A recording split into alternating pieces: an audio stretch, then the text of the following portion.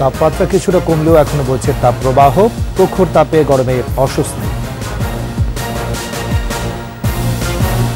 দীর্ঘ তাপপ্রবাহে রেকর্ডের পথে লবণ উৎপাদন, লক্ষ্য অর্জন হলে প্রয়োজন পড়বে না আমদানির। মিরপুর গুলশানের ট্রাফিক নিয়ন্ত্রণে আর্টিফিশিয়াল ইন্টেলিজেন্স, সড়কে ফিরবে শৃঙ্খলা।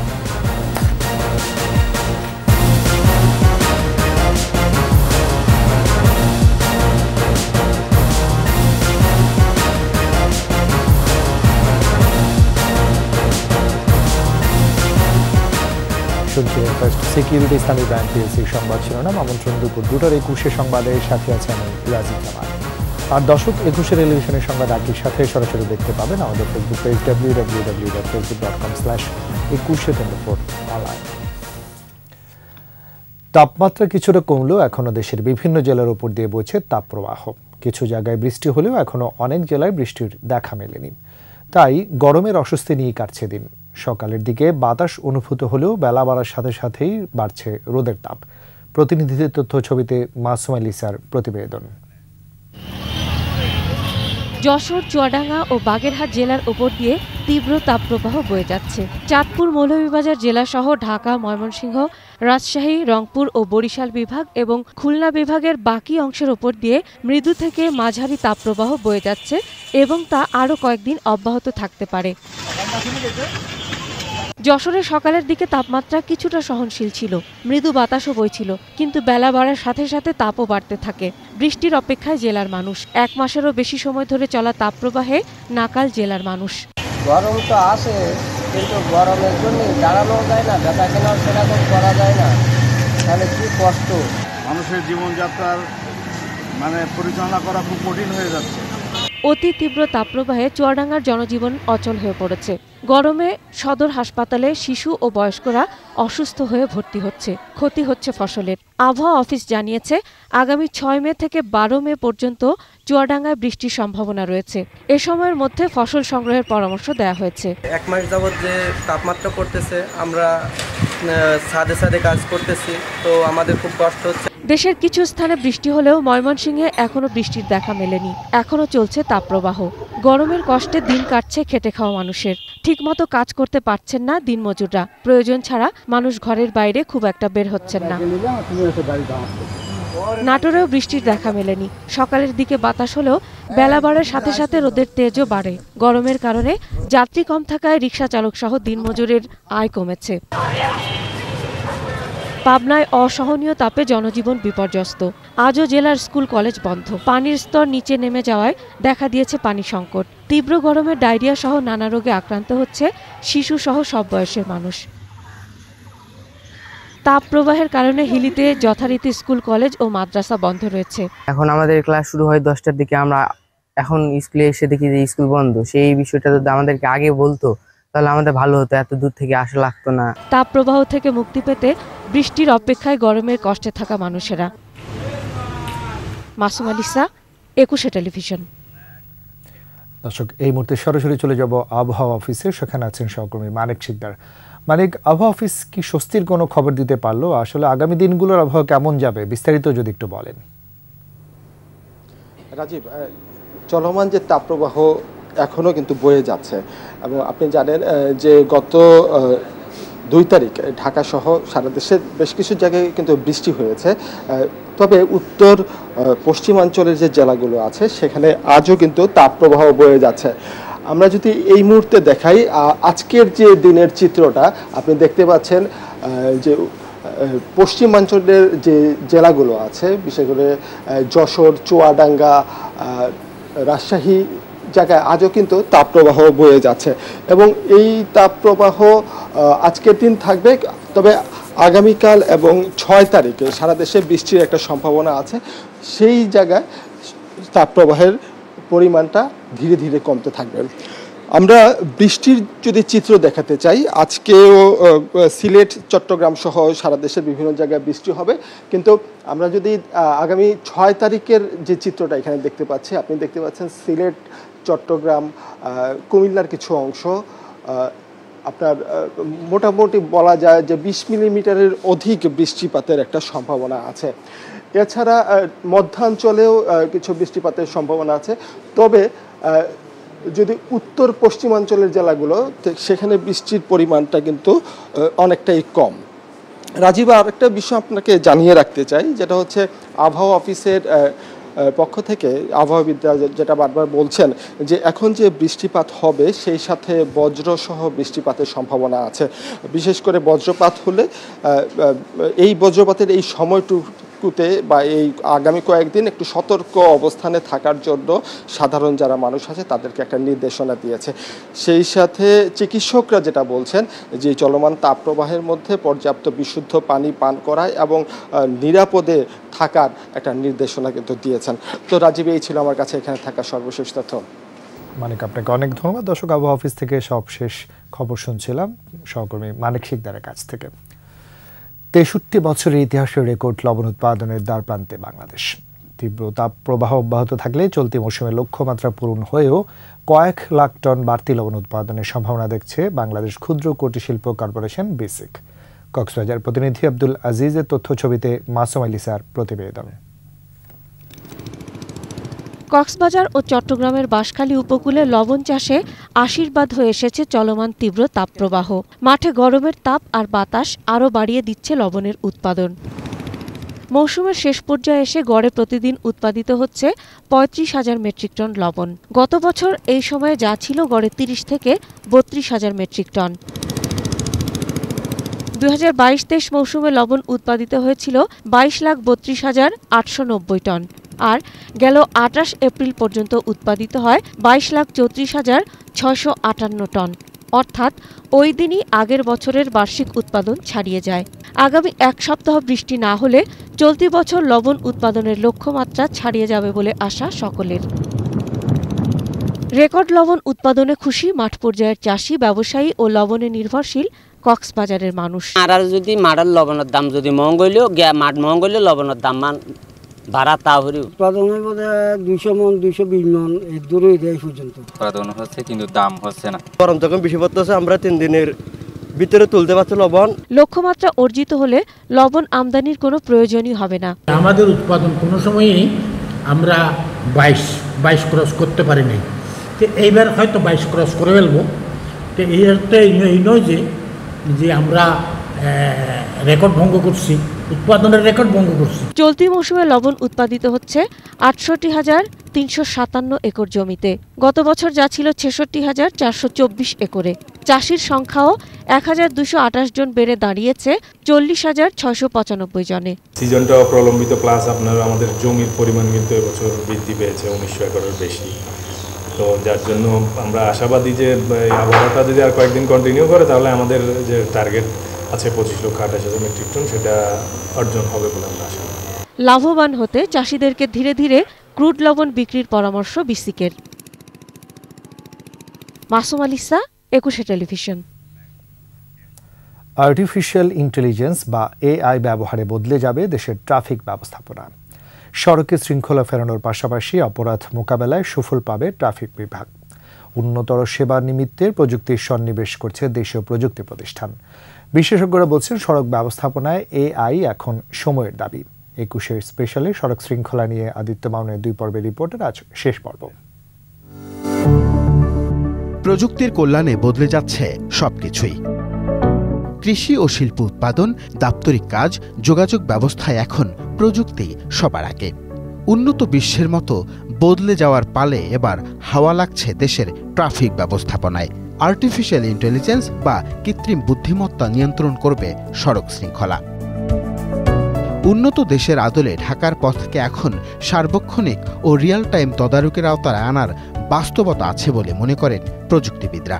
এআই বেস যখন এই traffic system, traffic monitoring, traffic control এবং ওভারঅল একটা ট্রাফিক ম্যানেজমেন্ট সিস্টেম দাঁড়াই যাবে, তখন কিন্তু দেখবেন যে রাস্তার অনেক চেঞ্জ হয়ে যাবে। আমি জানি না সামনের রাস্তাটা কি, অনেকে হয়তো গুগল ম্যাপ ব্যবহার করে কিন্তু আমাদের দেশে ইফেক্টিভলি গুগল ম্যাপের সিগন্যালটা পাওয়া যায় না। পরিকল্পনার ঘাটতি কাটিয়ে দ্রুতই ডেটা চালিত পরিকল্পনা ও নীতি বাস্তবায়ন নগরকে এগিয়ে দেবে বলে মনে করেন তিনি। আমার মনে হয় এআই একটা আশীর্বাদ হয়ে আসছে। এটাকে যদি আমরা টেকনোলজিটা অ্যাডপ্ট করতে পারি এবং এই টেকনোলজি দিয়ে যদি আমরা ট্রাফিক সিগন্যাল ম্যানেজমেন্টটা কন্ট্রোল করতে পারি, তাহলে ঢাকা শহরের অর্ধেক ট্রাফিক কমানো সম্ভব। রাস্তায় যানবাহনের চাপ কমাতে ও যানজট নিরসনে ইতোমধ্যেই মিরপুর ও গুলশানে স্থাপিত হয়েছে আর্টিফিশিয়াল ইন্টেলিজেন্স সুবিধাপ্রাপ্ত ট্রাফিক ব্যবস্থা, যার মাধ্যমে রিয়েল টাইম ট্রাফিক ম্যানেজমেন্ট, যানবাহন শনাক্তকরণ, লাইসেন্স শনাক্তকরণ সহ গতি ও অপরাধ নিয়ন্ত্রণ করা সম্ভব হবে। যখনই কোনো ধরনের ইনসিডেন্ট ঘটে সাথে তখন ঘন্টার পর ঘন্টা সিসিটিভি ফুটেজ অ্যানালাইসিস না করে শুধুমাত্র সেই পার্টিকুলার লাইসেন্স প্লেট নাম্বার বা সেই পার্টিকুলার গাড়ির ধরন বা সেই গাড়ির রং দিয়ে সার্চ করে কোন কোন রাস্তায় সেই গাড়িটা গিয়েছে, কোন রাস্তায় সেই গাড়িটার লাইসেন্স প্লেট ভায়োলেট করছে সেটাকে শনাক্ত করতে পারে। এর পাশাপাশি কোন ভেহিকেল রাস্তার মধ্যে হুট করে দাঁড়িয়ে যাচ্ছে, যেমন বাসের ক্ষেত্রে আমরা দেখি যে রাস্তার মধ্যে হুট করে দাঁড়িয়ে যায়, তো এইসব বাসদেরকে আইডেন্টিফাই করে সঠিকভাবে তথ্যটা আইন শৃঙ্খলা রক্ষাকারী বাহিনীর কাছে পরিবেশন করতে পারছে এবং পরবর্তীতে তারা চাইলে সেই আইনানুগ ব্যবস্থা নিতে পারছে সহজেই এই এভিডেন্সের মাধ্যমে। বাংলাদেশে নতুন এই সংযোজন আরও কি কি সেবার দুয়ার খুলছে জানাচ্ছেন ট্রাফিক ব্যবস্থাপনায় আর্টিফিশিয়াল ইন্টেলিজেন্স ব্যবহারকারী প্রতিষ্ঠান। যা বাংলাদেশের 25 ধরনের ভেহিকেলকে আইডেন্টিফাই করতে পারে, বাংলাদেশি ভেহিকেলগুলোকে লাইসেন্স প্লেট দিয়ে আইডেন্টিফাই করতে পারে এবং এক্ষেত্রে ইনোভেটিভ ব্যাপার হচ্ছে যে ডেডিকেটেড রেডার সেন্সর ছাড়াই জাস্ট নর্মাল মনোকুলার ক্যামেরা থেকে ওয়ান টাইম ক্যালিব্রেশন করে ভেহিকেলের স্পিড মেজার করা যায়, যার মাধ্যমে ভেহিকেলের গতি, প্রকৃতি এবং পরিচিতি সবগুলো তথ্যই সহজে পাওয়া যায়। পর্যায়ক্রমে ঢাকার সব সড়ক এবং সমগ্র দেশের যোগাযোগ ব্যবস্থা কৃত্রিম বুদ্ধিমত্তা সংবলিত সফটওয়্যার বদলে দেবে বলে আশা সংশ্লিষ্টদের। আদিত্য মামুন, 21 টেলিভিশন, ঢাকা। বিরতি নিচ্ছি, যখন ফিরছি তখন অন্যান্য খবরের সঙ্গে আরও থাকবে। সড়কে ঝরছে প্রাণ, চারজলায় 11 জন নিহত।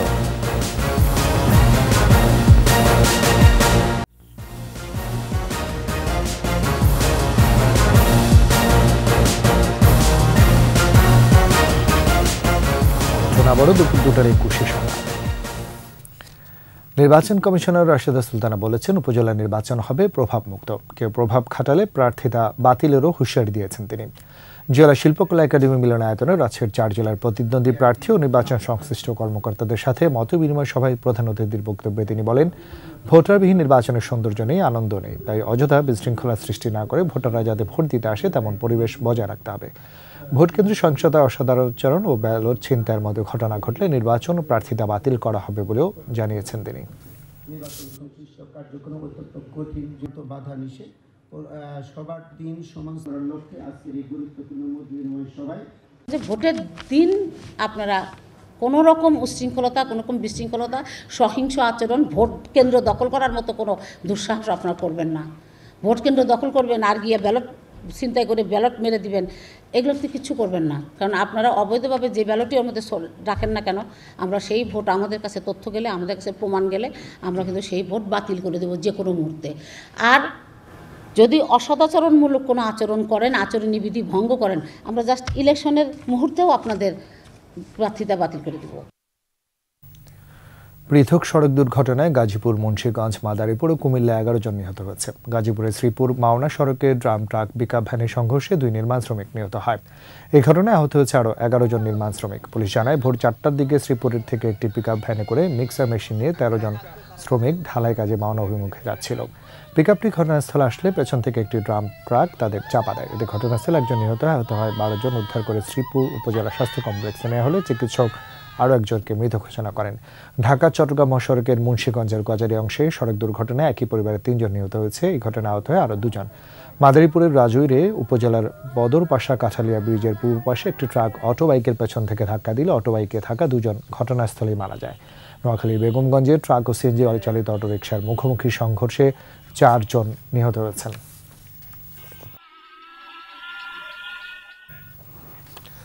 রাত 8টার পর দোকানপাট, শপিং মল বন্ধের ঘোষণায় উদ্বিগ্ন ঢাকা দক্ষিণ সিটি কর্পোরেশনের এলাকার ব্যবসায়ীরা। তবে বিদ্যুৎ সাশ্রয়ী এই সিদ্ধান্ত মেনে নেয়ার আহ্বান ঢাকা দক্ষিণ সিটি কর্পোরেশনেরও, যদিও 20,000 মেগাওয়াট পর্যন্ত চাহিদা মেটানো সম্ভব বলে বলছে বিদ্যুৎ বিভাগ। তৌহিদুর রহমানের রিপোর্ট। বিদ্যুতের উৎপাদন নতুন উচ্চতায়। দৈনিক গড়ে উৎপাদন হচ্ছে 16,500 মেগাওয়াট। তবে তীব্র গরমে চাহিদাও বেড়েছে অনেক, ফলে দেশ জুড়ে হচ্ছে লোডশেডিং। বেশি ভোগান্তিতে গ্রামীণ জনপদ। পরিস্থিতি সামাল দিতে পিক আওয়ারে রাজধানীতে বিদ্যুতের চাহিদা কমানোর উদ্যোগ নিচ্ছে ঢাকা দক্ষিণ সিটি কর্পোরেশন ডিএসসিসি। ইতিমধ্যে রাত 8টার পর দোকানপাট বন্ধের মৌখিক ঘোষণা এসেছে। ব্যবসায়ীরা বলছেন গরমের কারণে দিনের বেলায় ক্রেতা খুবই কম। রাত 8টায় দোকান বন্ধ হলে ক্ষতিগ্রস্ত হবেন তারা। আমাদের মূলত কাজটা আর কি রাতের দিকে একটু চাপ থাকে বেশি। আপনার সব ডিস্ট্রিক্টের পার্সেলগুলো রাত্রেবেলা পাঠানো হয়। আমরা 7টা পর্যন্ত ঢাকা পার্টির সাথে ডিল করি, 7টার পরে এলে ডিস্ট্রিক্ট পার্টি, তখন আমাদের একটু সমস্যা হয়ে যাবে। সারাদিন বসে থেকে গরমের মধ্যে কাস্টমার আসতেছে না, সেক্ষেত্রে আমরা 8টার পরিবর্তে যদি আরেকটু বেশি খোলা রাখতে পারি, আশা করতে পারি হয়তো বা আমরা আরেকটু বেটার বেচাকেনা করতে পারবো। ডিএসসিসি বলছে বিদ্যুৎ বিভাগের আহ্বানে রাত 8টার পর দোকানপাট, শপিং মল, মার্কেট বন্ধের এই উদ্যোগ।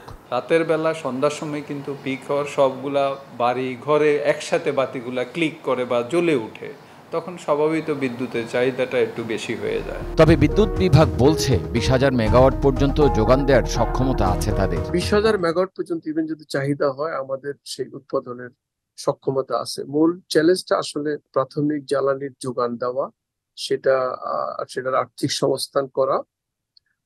তো সেই কারণে আমরা যেটা দেখবেন যে গত 10 দিনে যদি দেখেন যে আমাদের চাহিদা বাড়ার সাথে সাথে আমরা কিন্তু উৎপাদনও বাড়াচ্ছি। এদিকে আর্থিক ক্ষতি বিবেচনায় রাত 8টার পরও দোকানপাট, মার্কেট খোলা রাখার দাবি ব্যবসায়ী নেতাদের। ব্যবসায়ীদের কষ্ট হচ্ছে, তা তো হচ্ছেই, কিন্তু ক্রেতারও তো কষ্ট হচ্ছে। আপনি এই সবগুলো যদি বিবেচনায় আনেন, তাহলে আমার মনে হয় যে আপনার এই অন্তত মিনিমাম রাত্র 9টা পর্যন্ত যদি দোকানপাট খোলা রাখার ব্যবস্থা করাটা হয়, তাহলে ভোক্তা সাধারণত ক্ষতিগ্রস্ত। ব্যবসায়ীদের সাময়িক ক্ষতি হলেও অস্থায়ী সিদ্ধান্ত মেনে নেওয়ার আহ্বান ডিএসসিসির প্রধান নির্বাহী কর্মকর্তার। ক্ষতিগ্রস্তের বিষয়তে সবচেয়ে বড় কথা হচ্ছে যে এখানে সার্বিক বিষয়গুলো আপনাকে এখানে বিবেচনায় নিতে হবে। Touhidur Rahman, 21 television, Dhaka.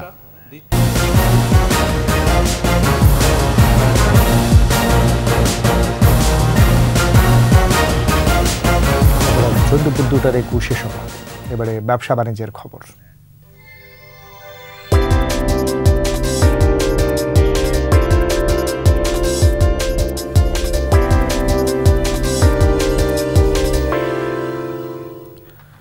Dealer meet event and discover Picasso শিরোনামে ফুয়াং সিরামিক্স ইন্ডাস্ট্রিজ লিমিটেডের নতুন সংযোজন পিকাসোর অভিষেক অনুষ্ঠিত হয়েছে।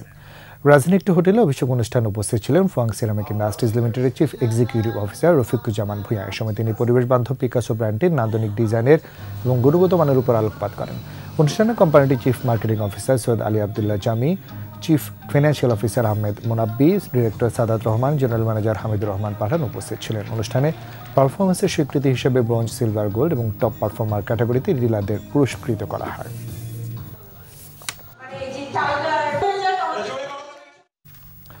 আক্রমণ ভাগ শক্ত করতে মেসি সুয়ারেজদের পর এবার ডি মারিয়াকেও কিনতে চায় যুক্তরাষ্ট্রের ক্লাব ইন্টার মায়ামি। বর্তমানে বেনফিকার হয়ে খেলছেন আর্জেন্টাইন উইঙ্গার। পর্তুগিজ লিগটিও প্রায় শেষের দিকে, বেনফিকার হয়ে ডি মারিয়ার চুক্তিও শেষ। সেই সুযোগটি নিতে চাচ্ছে ইন্টার মায়ামি। সংবাদ মাধ্যম goal.com জানিয়েছে, আক্রমণ ভাগে মেসি সুয়ারেজদের মতো তারকা খেলোয়াড়রা থাকলেও তাদের পক্ষে মায়ামি জার্সিতে প্রতিটি ম্যাচ খেলা সম্ভব হচ্ছে না। এতে আক্রমণ ভাগে আরেকজন অভিজ্ঞ স্ট্রাইকার চায় যুক্তরাষ্ট্রের এই ক্লাবটি। দুই পক্ষ সমঝোতায় পৌঁছালে কোপা আমেরিকার পর ইন্টার মায়ামি জার্সিতে দেখা যেতে পারে ডি মারিয়াকে। শেষ করছি দুপুর 2টার 21 সংবাদ। আবার আগে ফার্স্ট সিকিউরিটি ইসলামী ব্যাংক পিএলসি সংবাদ শিরোনামগুলো জানাচ্ছি আরও একবার। তাপমাত্রা কিছুটা কমলেও এখনো বইছে তাপপ্রবাহ, প্রখর তাপে গরমের অস্বস্তি। দীর্ঘ তাপপ্রবাহে রেকর্ডের পথে লবণ উৎপাদন, লক্ষ্য অর্জন হলে প্রয়োজন পড়বে না আমদানির। মিরপুর গুলশানের ট্রাফিক নিয়ন্ত্রণে আর্টিফিশিয়াল ইন্টেলিজেন্স, সড়কে ফিরবে শৃঙ্খলা।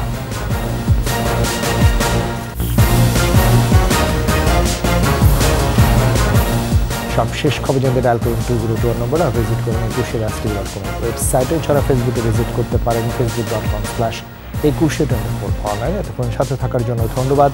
আমাদের পরবর্তী সংবাদ সন্ধ্যা 6টায় 21 দেশের সংবাদ দেখার আমন্ত্রণ রইল। 21 সাথে থাকুন।